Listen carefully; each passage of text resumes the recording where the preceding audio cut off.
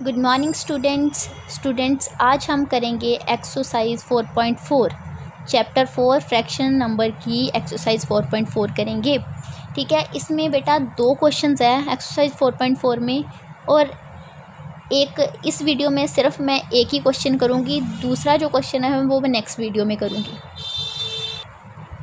Question number first है इसका, check whether the following fractions are in its lowest form और not.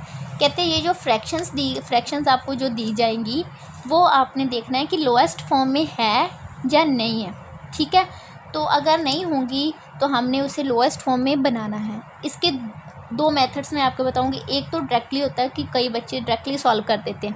Directly का मतलब ये है कि ये देखना है, इनको कटिंग करके हमने देखना है कि ये दोनों, तब तक हमने कटिंग करनी है कि तब जब तक वो दोनों एक टेबल में आना बंद ना करें। ठीक है, जैसे कि डायरेक्टली सिंपल मेथड है, जिनको आता होगा वो तो ये कर सकते हैं। 2 6 12, 2 7 14, दोनों 2 के टेबल में आ गए। ठीक है, तो यहाँ आ गया 6/7। जिसको तो डायरेक्टली आता होगा तो इतना साइज हम है, इतना इसका आंसर आएगा। अगर किसी को ये वाला मेथड नहीं आता तो यहाँ पे मैं और लिख के एक और मेथड आपको बता रही हूँ, आप उस मेथड के साथ भी कर सकते हो, क्योंकि ये तो छोटी टर्म थी, 2 के टेबल में आ गई। बाई चांस कई बड़ी टर्म्स होती है, बड़ी फ्रैक्शन होगी जो ये मतलब एक ही बार टेबल में नहीं आएगी, 2-3 बार कटिंग करनी पड़ेगी। तो अगर वो नहीं आता तो एक मेथड मैं और बताऊँगी आपको। 12/14 है, तो आप क्या करोगे, जैसे मैंने पिछले में एलसीएम या एचसीएफ लेना बताया था ना, प्राइम फैक्टराइजेशन मेथड के साथ, उसी की तरह करना। 12 का अलग से लेना, 2 6 12, 2 3 6, 3 1 3। ठीक, इस साइड 14, 2 7 14, 7 1 7। अब इसे अलग से निकालने की ज़रूरत नहीं है, आपने देखना कि हमने कॉमन फैक्टर कौन कौन से आ रहे। 2 इसमें भी है और 2 इसमें भी है। बाकी आप देख सकते हो कोई भी चीज़ मैच नहीं कर रही ना, और कोई भी चीज़ इसमें और इसमें। तो इसमें कॉमन क्या आया, दोनों में कॉमन फैक्टर क्या आ रहा है, 2। तो हमने 12 और जो 14 है, 12/14 को डिवाइड करना है 2 के साथ। ठीक है, आप देख सकते हो 2 के टेबल में 12 कब आएगा, 2 6 12, तो 2 के टेबल में 14 कब आएगा, 7 पे। ये देख लो, दोनों आंसर सेम। जो डायरेक्टली कर सकते हैं तो ऐसे कटिंग कर सकते हैं, जिनको डायरेक्टली नहीं आएगा वो ऐसे सॉल्व कर सकते हैं। ठीक है, प्राइम फैक्टराइजेशन मेथड के साथ सॉल्व करने के बाद फिर मैं सारे सम्स हैं जो इस मेथड के साथ ही सॉल्व कर रही हूँ। ठीक है, अब 21 का हम 3 7 21, 7 1 7, अब 35, 5 7 35, 7 1 7। तो कॉमन फैक्टर इसमें क्या आ रहा है, देखो 3 इसमें है बट इसमें नहीं है, 7 इसमें है और इसमें भी है, बस 7 ही अकेला मैच हो रहा है, कॉमन फैक्टर आ रहा है तो 7। इट मीन्स हम इसको दोनों को 7 के साथ डिवाइड करेंगे। अब हमने चेक करना है 7 के टेबल में 21 कब आएगा। ठीक है, ऐसे भी कर सकते हो, 21 को ऐसे डिवाइड करके भी देख सकते हो। ठीक, 7 3 21, ऐसे तो 3 आ गया। तो वैसे भी आप चेकआउट कर सकते हो, 7 का टेबल तो आता होगा, सभी को नहीं आता होगा तो 7 का टेबल डायरेक्टली लिख के भी देख सकते हो कि 7 के टेबल में 35 कब आएगा, 5 7 5। अब ये देखो 3 और 5 लोएस्ट फैक्टर बन चुके हैं। अब ये नेक्स्ट और किसी टेबल में नहीं कट होंगे, दोनों एक ही टेबल में कट होने चाहिए। जैसे यहाँ डिनोमिनेटर और डिनोमिनेटर में दोनों सेम होने चाहिए। सी पार्ट है 13/17। 13 तो है ही प्राइम नंबर, तो 13 किसी और के टेबल में आएगा ही नहीं, तो 13 1 13। 17 भी प्राइम नंबर है, वो भी किसी और के टेबल में नहीं आएगा, तो 17 1 17। अब ये दोनों में कुछ भी कॉमन नहीं आ रहा है, इट मीन्स ये पहले से ही लोएस्ट फ्रैक्शन में है, तो इसका आगे कोई डिवाइड नहीं होगा, ये सिंपल है। आप लिख सकते हो it is already in lowest fraction. ठीक है, या फिर आप लिख सकते हो this fraction is in its lowest form. This fraction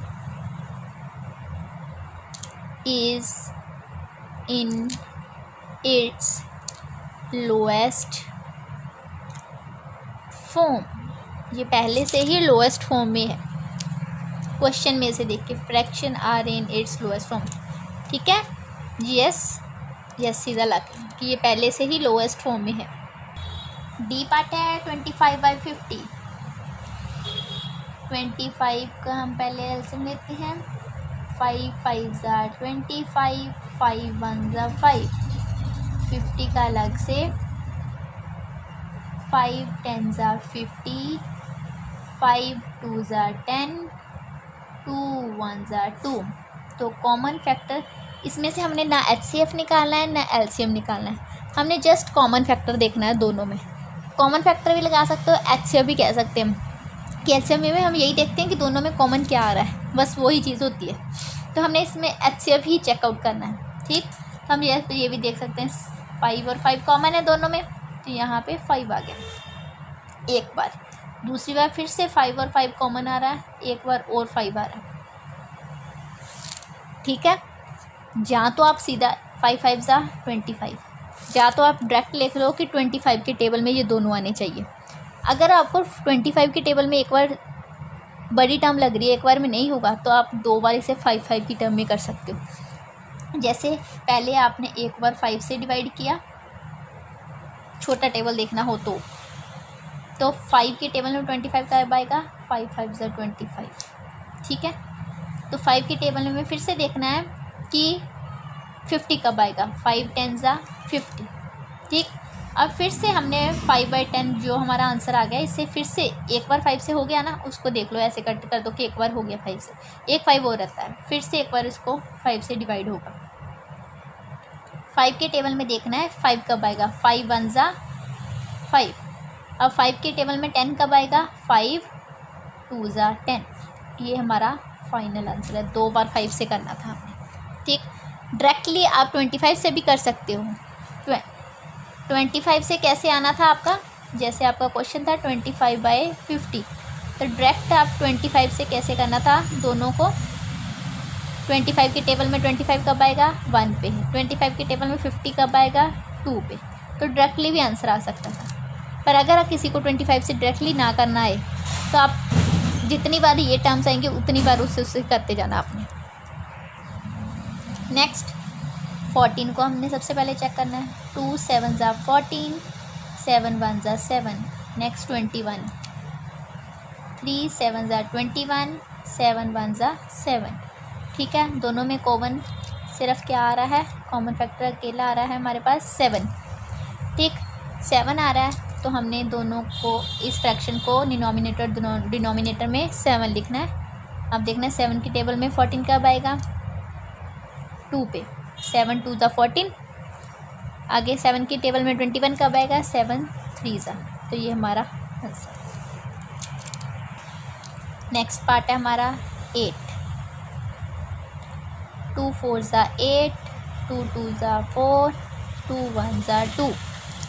इस साइड 13 1 13. 13 इज़ प्राइम नंबर, तो 13 1 अपने ही टेबल में आएगा. अब इसमें से कुछ भी मैच नहीं हो रहा, ये तो मैंने आपको करके बता दिया.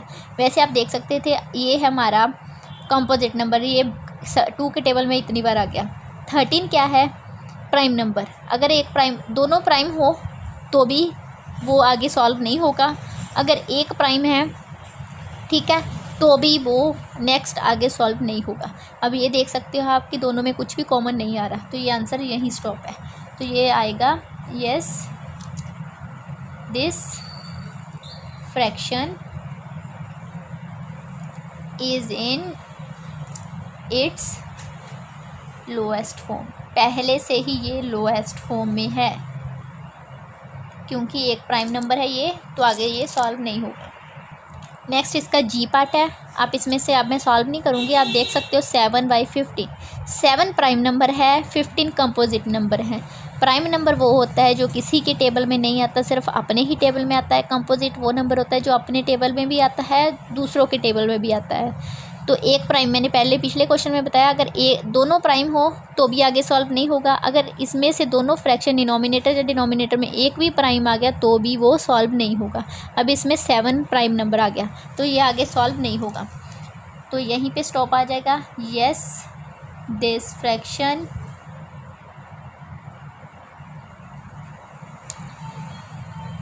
Is in its lowest form, ये पहले से लोएस्ट फॉर्म में है।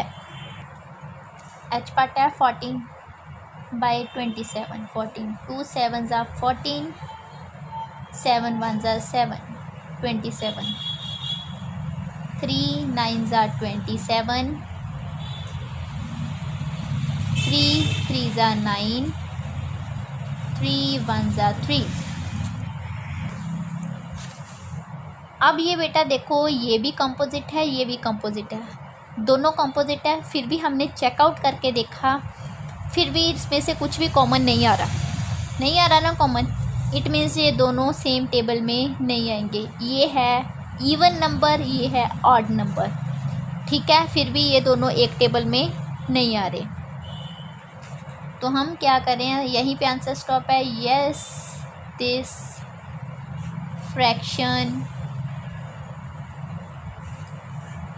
is in its lowest form।